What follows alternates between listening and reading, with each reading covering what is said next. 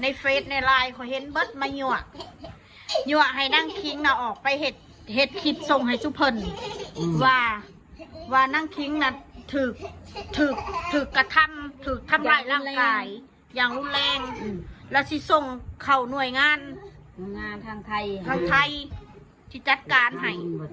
ถึกทารุณ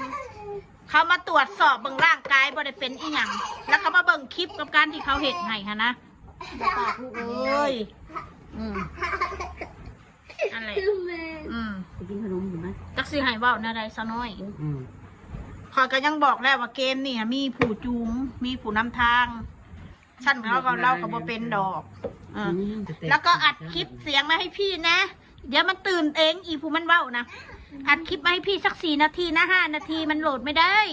ไผวะกูกับบ่หัวนี่ผู้ใดวะมันในไรสดนี่ด่าอันนี้ซื้อด่าอันนี้ไผวะแต่ละคนคุยนำผมมีตัวตนบัดเขาคุยหามันเขาบ่มีตัวตนเอาตัวการ์ตูนหามันนะความโง่ของมันผมมีตัวตนทั้งนั้นคอยละมาหลอกมึงกระสังมาหลอกอีคอนแตกนะพี่น้องอีคอนแตกนั่นอีนาคอนแตกอีงูใหญ่โทรศัพท์ให้กระเด็กอีสัตว์มันนะนักหนาบ่นังหนาแบบมึงอะเห็ดยังบ่ได้จนเข่าทางเด็กน้อยติจนเสียเอาเด็กน้อยมาทำลายกูติอีสัตว์สัวทำเป็นโพสต์ว่าอุ้ยรับไม่ได้การพฤติกรรมรุนแรงกับเด็กเยาวชนนู่นนี่นั่นทุยกูเขียดนังหนาพฤติกรรมมึงอะพฤติกรรมเฮี้ยอยากเอาชนะกูนะ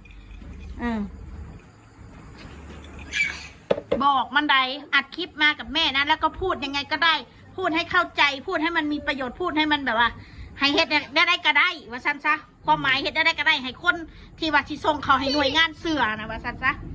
บาทนี้ทั้งกันนั่นเขาก็ตอบกลับมาเขาบ่สามารถเฮ็ดยังได้ถ้าเจ้าตัวอยู่ประเทศไทยอยู่ประเทศลาวป่ะถ้าอยากเฮ็ดยังก็คือมีแต่ครอบครัวเขาเป็นคนแจ้งเองสูบ่มีสิทธิ์เข้าใจบ่คนนอกแต่จำพลาดถือกระทำอีหยังพอดีมีเพตีมันสรุปแล้วเกมนี่ค่ะถือเขาเจ้าปั่นล้วนๆเลยว่าสันสะปั่นแบบจากที่ถามนางค่ะมันยังบริหูซึกว่ามันพิษเดี๋ยวมันแค่บอกว่าเขาบริเหตุยังเขาก็แค่ตอบเขาเจ้าตอบพม่าแบบใดเขาถามพม่าแบบใดเขาก็ตอบแบบนั้น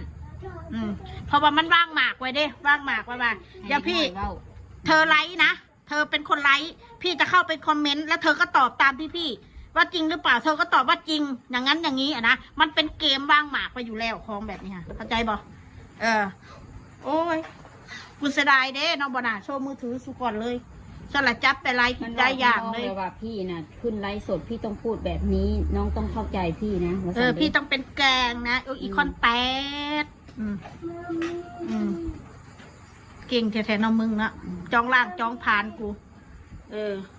โพสประสันนะพี่น้องเพิ่นโพสเพิ่นเหลือใจแห้งเพิ่นเหลือใจแห้งพี่น้องนั่นแหละมันอยู่นะโพสอยู่หันแหละผู้ได้สิไปอิจฉาชีวิตมึงนะถ้ากูบอกมึงเก่งมึงแน่มึงก็โชว์โลดนังหนามึงสิญาติยังล่ะมึงอยู่เมืองนอกไม่ใช่เหรอมึงสวยไม่ใช่เหรอมึงคนสวยทหารว่าสันสวยทหาร